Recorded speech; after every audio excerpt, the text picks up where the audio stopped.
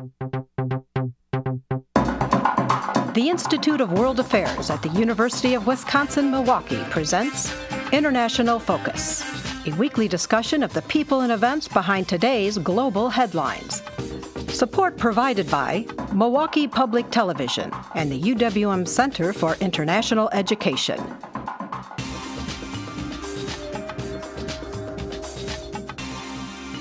Now here's your host, Doug Savage. Welcome to International Focus. As even those of us without a particularly well-developed sense of paranoia may have imagined, the technologies that let our phones give us turn-by-turn directions as we're driving, or allow an online vendor to offer insightful suggestions about books we may enjoy, have the potential to impact our lives in less benign ways. While the routine and ongoing collection of bits of data that make up our lives can foster efficiency and convenience, it also has the potential to fundamentally alter the dynamics of our society. From the relationship between customers and their local department store to interactions between governments on a global stage, developments in information technology have often outpaced our ability to manage them. Our guest today spends a fair amount of time thinking about who knows what about us and what they might do with that information. Jay Stanley is Senior Policy Analyst at the ACLU's Speech, Privacy, and Technology Project, where he researches, writes, and speaks about technology-related privacy and civil liberties issues. He's also the editor of the ACLU's Free Future blog and has authored and co-authored a variety of influential ACLU reports on privacy and technology topics. Jay, welcome to International Focus. Thanks for having me on. Well, I'd like to start with a quote by a book from a few years ago called Big Data, A Revolution That Will Transform How We Live, Work, and Think. And the authors say, quote, "The benefits to society will be myriad as big data becomes part of the solution to pressing global problems like addressing climate change, eradicating disease, and fostering good governments and economic development." So are we looking forward to a brave new world brought to us by big data? Well, there's no question that big data and all the analytical techniques that are emerging based on all the information that's being collected today, there's no question that has a lot of good uses, and we'll probably see a lot of benefits from it. But at the same time, it does have serious implications for our privacy and for sometimes the balance of power between individuals and large institutions.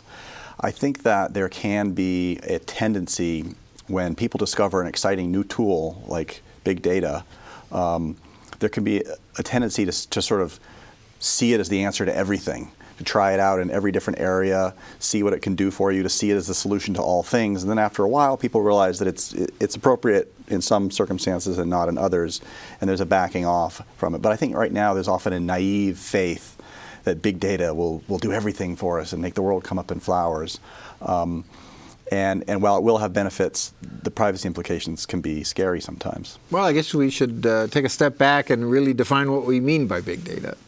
Yeah, so this is sort of one of these buzzword terms that's been circulating in the last couple of years. And I guess it's got a couple different meanings. In the broadest level, sometimes people just mean the fact that so much information is being collected and stored about us in so many different areas of our lives now by so many different parties, whether it's the government or corporations or what have you.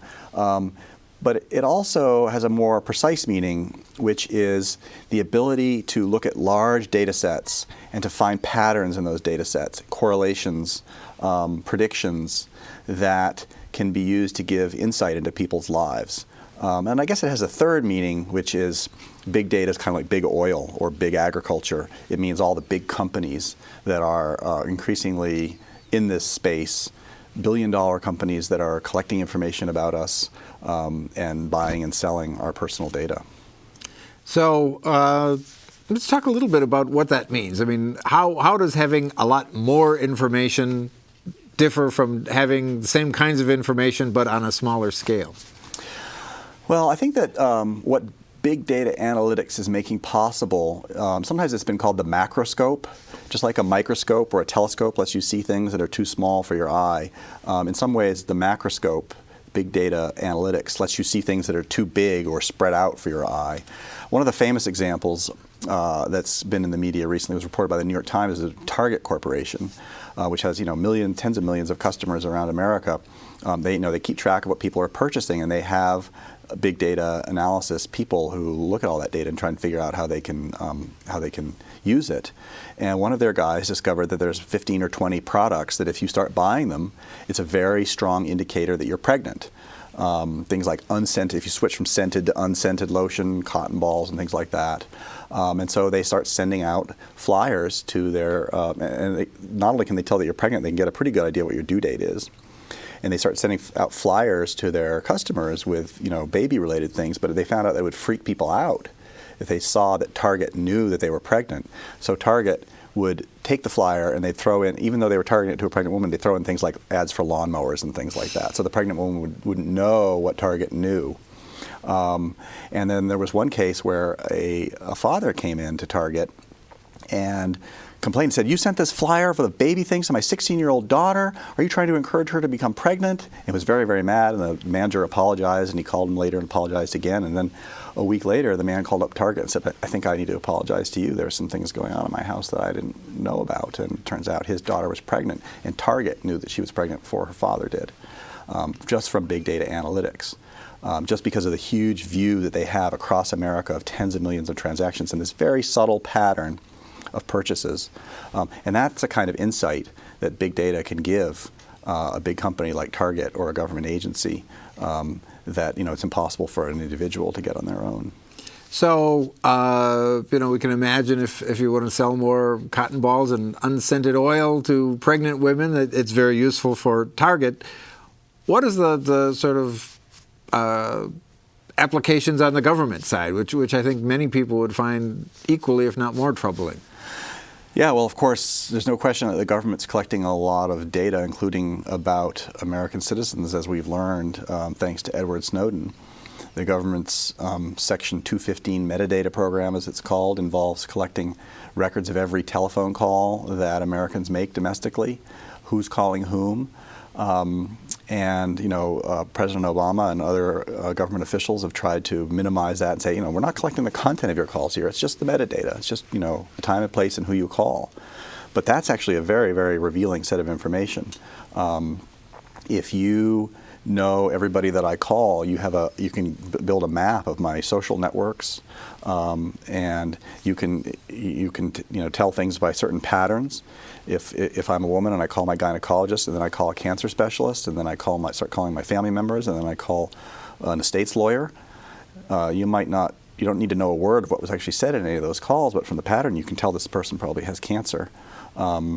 If a person calls a gay chat hotline at 2 in the morning, you don't really need to know what was said. Just who they're calling probably tells you something about their life. It's a pretty good hint anyway. And there are a lot of calls like that. And so, that kind of information can be very, very revealing. And we know that the NSA is collecting it. And we don't know exactly how they're using it, how they're data mining it. But there has been this idea in the national security establishment, at least since the early first Bush administration, that just as Target can use all this information to just, and find subtle patterns that will tell them who's pregnant, that the government could look into our lives, not just our purchases, but our communications and travel and health records and all this stuff, and try and find patterns that will tell them who's a terrorist.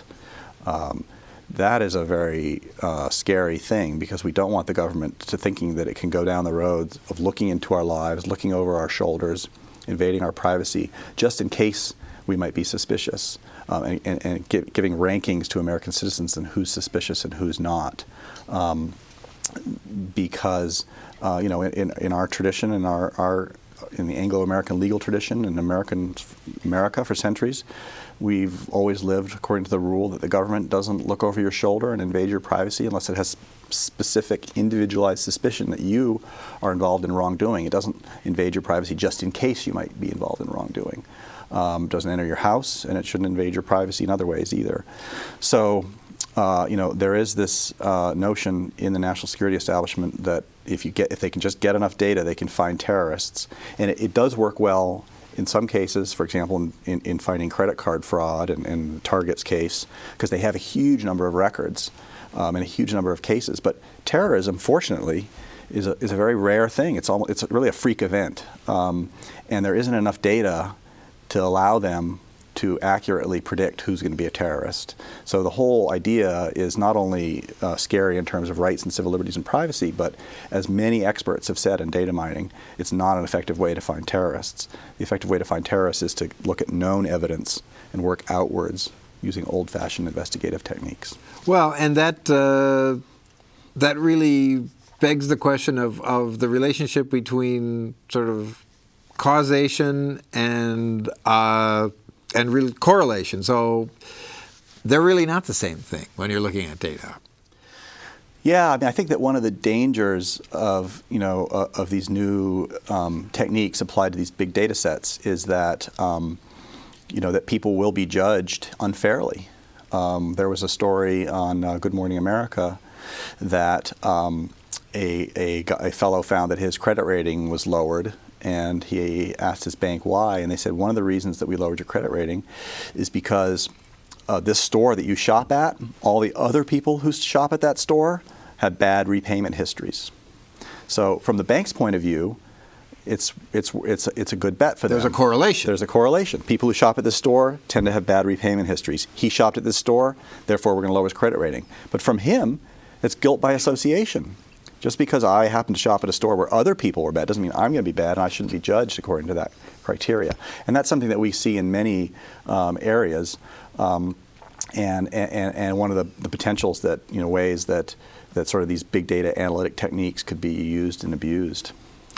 So we touched on this a little earlier about sort of a paradigm shift in the nature of the collection of this information. There was a time, I mean, we've all seen the movies of, we go after the mob boss, so we get to tap his phone and we get to, but this is really a very different model, isn't it? It's like, well, we'll just take everything and some of it might be useful someday.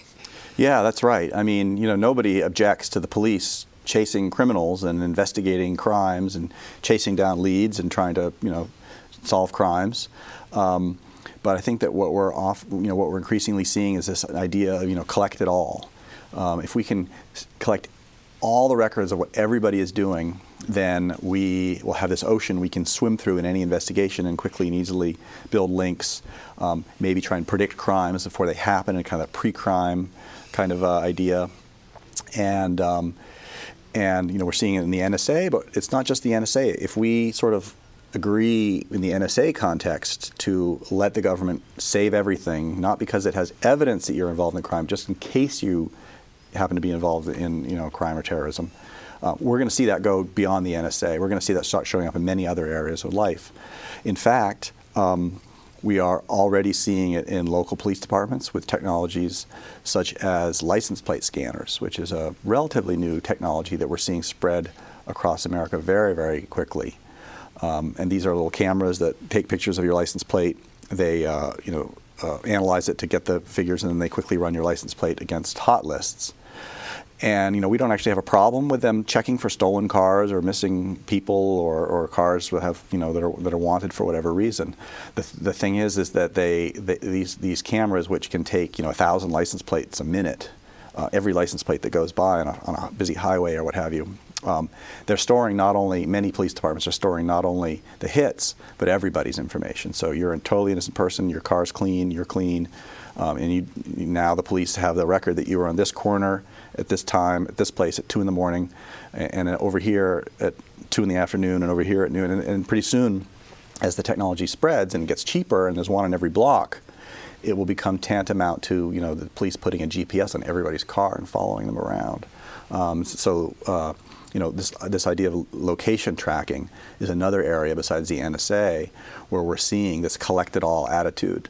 Let's just save records of every license plate capture that we've ever seen and put it in a big database because you never know when you're going to need it in the future. We argue that that's not the sort of the philosophy that our founding fathers had, and the potential for abuse of that kind of information is very high because tracks of your location are a very revealing set of information about you. They can reveal what doctors, specialists you go to, where you worship, where you work, who your friends and lovers may be, and many other things about you. And it's just too much power to allow the government to amass all this information on everybody just in case somebody, turns out to be a bad guy. Well, we'll talk about sort of what the response might be to this, but first we're going to take a short break. We'll be right back with more International Focus.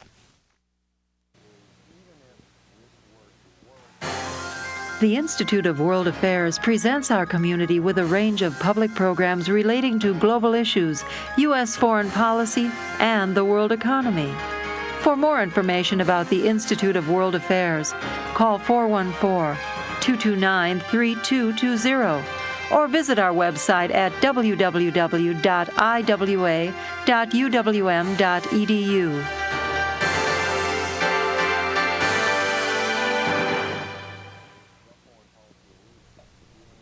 Welcome back. We're talking about big data with Jay Stanley from the ACLU.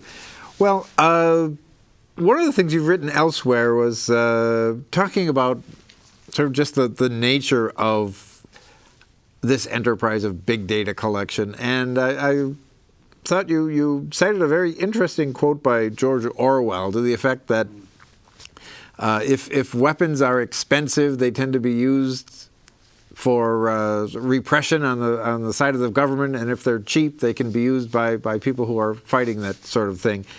One of the things that comes to mind is the role things like social media played in some of the uprisings in the Arab world over the last few years. But it's not just the story of protesters being able to link. I mean, these technologies have the potential to have the opposite effect on that sort of grassroots movement, don't they?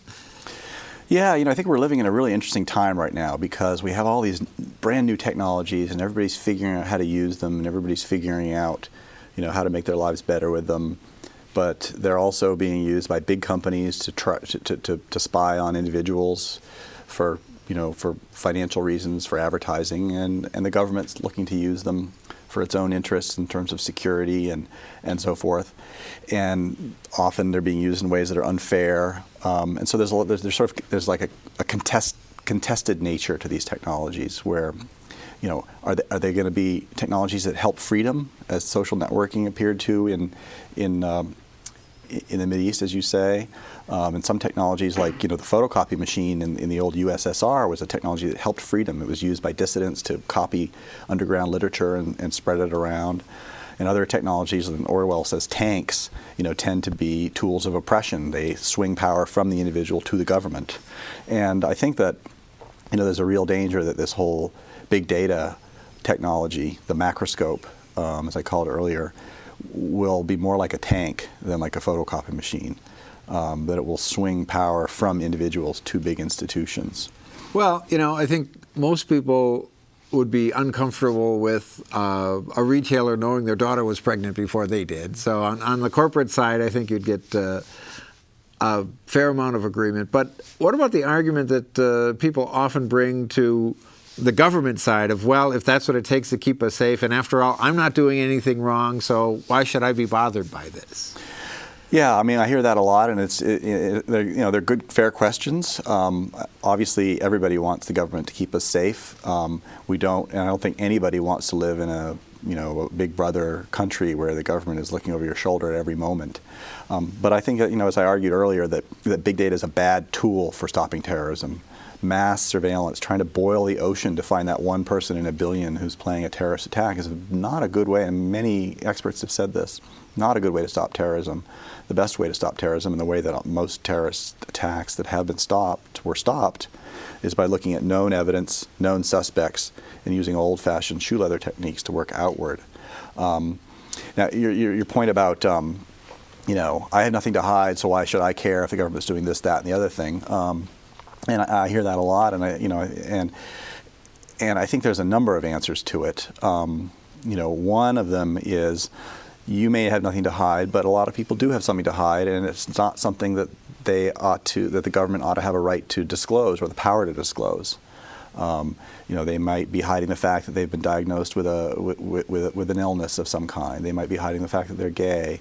They might be hiding the fact that they're in love with somebody else now, or they might be hiding the fact that that their finances are in ruins. People hide things that are not illegal all the time, and they don't want to the government shouldn't have the power over them to threaten them with releasing it. Another answer is, are you sure you've done nothing wrong? Are you sure you have nothing to hide? Absolutely, Jay, I'm sure. I don't mean you, but I mean, there are a lot of laws in the books. There are a lot of obscure laws in the books, like certain types of leather. If you own them, it's like a felony. They're on the restricted list because they're from endangered animals, and and if you come under the microscope of the government or some ambitious prosecutor and falsely accuses you of something, and then he finds out he can't charge and he's looking for something else to pin on you, and you've lost your privacy, and he has the ability to go through your life with a fine-tooth comb and hit rewind on your life because the government's saving everything, they probably can find something that you've done wrong. So I think that those are some of the problems with just saying, well, I don't have anything to hide, so what do I have to care? So, we're in the very early ages of days of this new age, but what are some of the remedies, and particularly what has been done elsewhere in the world to kind of protect these privacies? Well, I think, really, there's two sources of where the sort of the threat to our privacy is coming from. One is our gigantic national security establishment, and the other is the private sector and their profit incentives. In terms of the national security establishment, I think that it really is in many ways out of control. The national security establishment is. I live in Washington, and I'm friends with people who work for the intelligence agencies, and there are many good people in these agencies who are out there doing their best to keep Americans safe. But when you take tens of thousands of people and you put them in a big bureaucracy, it becomes kind of a machine with a logic unto itself. Sometimes I compare it to the Sorcerer's Apprentice. You put this machine in motion and you tell it to do this, and it just sort of does it and does it and does it out of control. And I think we've seen that with the NSA spying. And we need to be very aware that even though many or most of the people who work for these agencies are moral and smart people, when you put them together into a big bureaucracy, it becomes dumber and more immoral than the individuals. And we need to put in place good checks and balances on the power of these very powerful agencies who had more power than any time in history because of the new technologies that are available. So how do we do that? Well, I think that we need to fix the secrecy. The secrecy within the national security establishment is out of control. They use the something called the state secret privilege to dismiss litigation, including litigation that we've filed. One of the big legal bases for a lot of the NSA spying that's been uncovered is Section 702 of the FISA Amendments Act. And the NSA is saying what they're doing is legal because they're doing it under the FISA Amendments Act. Is the FISA Amendments Act constitutional? We don't think that it's constitutional. We think the courts need to rule on whether it's constitutional. We filed a lawsuit and went all the way up to the Supreme Court. And did the government say, let's let the courts rule whether it's constitutional or not? No. The government said, this case needs to be thrown out because of the state secrets privilege and because you can't prove that any of your clients were eavesdropped upon. Our clients were reporters and human rights activists who had clients overseas and needed to have confidential conversations. And the Supreme Court threw out our case. And so the courts have never actually ruled that this FISA Amendments Act is constitutional, and yet the NSA is relying on it for this thing. So, I think the secrecy is a big problem, and everybody, left, right, and center, officials from every administration have said that the secrecy is out of control within the national security establishment. So that's one thing that needs to be done. The FISA court needs to be fixed. Just walk that back a bit. The FISA court is the FISA court is this secret internal court that rules on whether our national security agencies can eavesdrop on people in the United States. And it was created as a response to a lot of the illegal spying that was taking place during the Cold War. And the FISA court has been signing off on some of the highly controversial activities that the NSA has done, and there are a lot of problems with the way that it's operated. So this is really essentially a nonpartisan issue, isn't it? I mean, administrations from both parties have really embraced this technology to the extent that that moment in its development allowed. Yeah, it's really interesting. This is one issue that is definitely not a left-right or a Republican-Democratic controversy. I know people who are Republicans and people who are Democrats who are on both sides of this issue. And we at the ACLU, we work with a lot of allies on the right on this issue. And President Obama has been just as vigorous as many of his predecessors from both parties in pushing the interests of the national security state. There's something about becoming president, I think, that puts you in that position. And I think that conservatives and liberals, both for their own reasons maybe, tend to worry a lot more about this kind of spying, this kind of government power than those in the center. Well, we just have less than 30 seconds left. If they want to go to a website and learn more from the ACLU's perspective, what do we do? Well, there's aclu.org. There's my blog, which is called Free Future. We look at a lot of these technology issues and big data and the NSA and so forth. So, we love to have people read what we're saying about all these things. Even though the government will know you did it. To our viewers, thanks. We'll see you next time. Jay Stanley, thank you for coming on. Thanks for having me.